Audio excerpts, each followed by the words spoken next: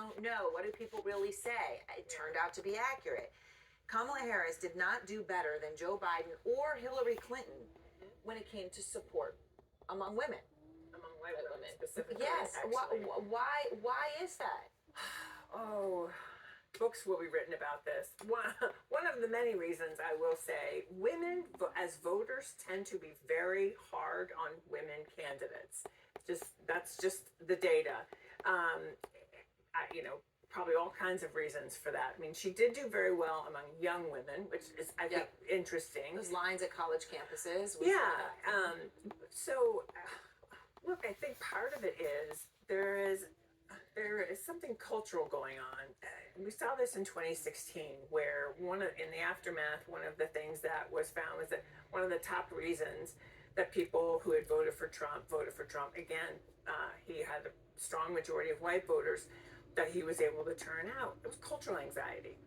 And sort of, where do I fit in this changing world? Right. And this time around, I think what he was able to do was to identify the anxiety among young men, particularly young white men, and turns out Latino men, and to embrace them with the same kind of, I see you, I feel you, I can relate to you and give you a place.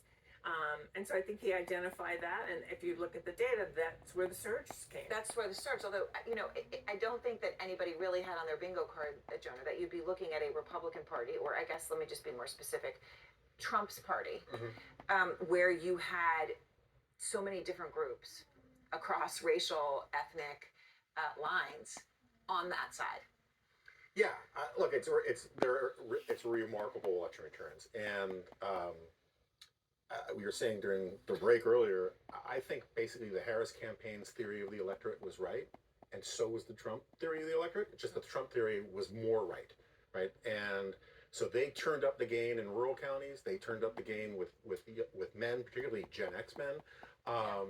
And I think that, one of the problems that this illuminates, and it's not just on the gender stuff, but it's also on like a whole broad range of identity politics kind of things, is that these categories become sort of shorthand cliches for punditry and politics. But like, Trump is, I haven't seen the numbers on married women, but going into it, it looked like he was going to win with married women, right? And so it's young single women that Harris did really, really well with. And so at some point, the utility of talking about the gender gap obscures the actual other differences and things going on with the electorate. Right. Well, and David, somehow, and I guess this is where we all can have reflection, but comments like childless cat ladies, or these things that were said, which rightfully incensed many people, they didn't land the way that people anticipated they would land across the board. Maybe they did with some younger single women, but the things that sort of became shorthand for how it would go were not the accurate indicators. Yeah, I mean, can you imagine what the vote total might have been if he didn't say those things, right? If he, look, I'm not a data analyst. I don't know the numbers, but there's obviously a big number increases. African American men, Trump won 25% in the Commonwealth of Pennsylvania. It's a big number.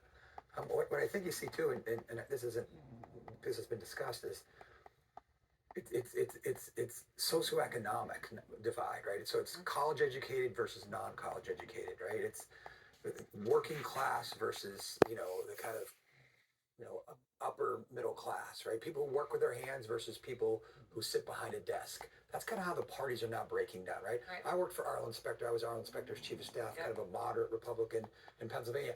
Arlen Specter Republicans are now Democrats, and the people I grew up with in Beaver County, Pennsylvania, who were blue-collar, working-class Democrats, are now Republicans. So that's what's taking place. And so I think a lot of that makes up for, doesn't matter if you're black or white, it matters where you work, right? Where you live. Well, it's fascinating. Maybe even history would show we don't have the perspective. What happened in COVID? Who went out to work every day and who didn't? These things, we do not understand how they marinated, even now. But now it seems that perhaps these things really did. If you grew up like where Ashley and I kind of share, we're like, she's from Youngstown and from Valco, but kind of across the border, but it's structurally the same place, right?